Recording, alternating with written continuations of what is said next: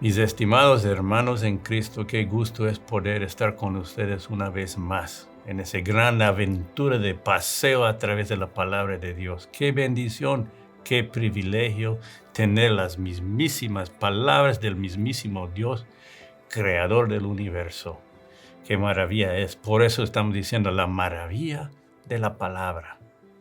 Hoy día nos toca otra aventura en el Antiguo Testamento. Qué increíble es el Antiguo Testamento y muchas veces no lo hacemos caso ni lo leemos porque ¿no? Nos confunden las palabras o los nombres o algo así. Posiblemente usted nunca ha leído la gran historia del pueblo de Israel en el Antiguo Testamento. Hoy día van a estar hablando acerca de David, el rey David, y una de sus cosas que él ha escrito. Un poco de historia para entender el contexto. El pueblo de Israel fue levantado desde la esclavitud y fue entregado a ellos pues una tierra prometida. Y Dios estableció cómo deben manejar sus asuntos. Al principio no había rey en el pueblo de Israel, sino más bien había profetas que eran hombres representando de Dios, había sacerdotes, y ellos daban el liderazgo, pero el pueblo, mirando a su alrededor, ellos querían un rey igual a los demás. Entonces han dicho, queremos un rey, y Dios les había dicho, no les conviene. Pero por fin Dios dijo, ok, te voy a dar un rey, pero vas a ver, no te conviene. El primer rey llega a ser, pues, ¿no? Un joven que era ¿no? Un buen hombre al principio, pero llegó a desobedecer. Estamos hablando de Saúl, el rey Saúl. Empezó su reinado bien porque obedecía a Dios, pero después se llenó pues de orgullo y egoísmo y empezó de desobedecer. Y eso empezó en un momento de guerra y él desesperado hizo algo incorrecto. Hizo algo contra lo que Dios ha dicho que debe hacer. Entonces Dios le corrigió a través de un profeta.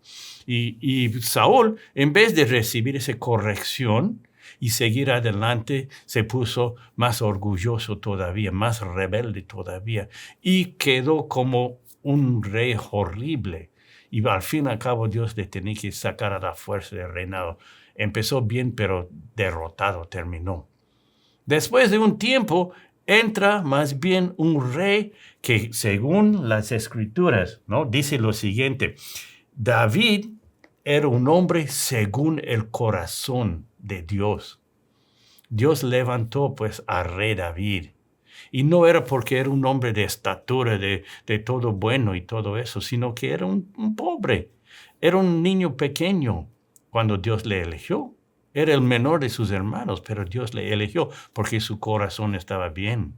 Su corazón seguía y buscaba a Dios. Y vemos en el desarrollo de su reinado, David empezó bien, pero también cayó en pecado, cayó en desobediencia. Y Dios le restaura, Dios le llama la atención, Dios le disciplina. Y ahí está la diferencia entre Saúl y David, porque David recibió la palabra de Dios y obedeció la palabra de Dios. Y por haber obedecido a Dios, reconociendo su mal, siguiendo adelante en los caminos y el consejo de Dios, vemos que David tenía gran prosperidad y llegó a ser uno de los mejores, el mejor rey del pueblo de Israel, que todavía hoy en día disfrutamos de lo que aprendemos de él. El libro de Salmos, muchos de los salmos fueron escritos por David. Y escucha, especialmente en Salmo 119, el salmo más largo en la Biblia, encontramos un consejos muy específicos. Escucha lo que dice, Salmo 119, versículo 45 por adelante. Por toda la eternidad obedeceré fielmente tu ley. Viviré con toda libertad porque he buscado tus preceptos. Hablaré de tus estatutos a los reyes y no seré avergonzado, pues amo tus mandamientos y en ellos me regocijo. Ahí vemos David y lo que dice, viviré con toda libertad porque te obedezco. Esta es la lección de hoy en día que vamos a estar estudiando.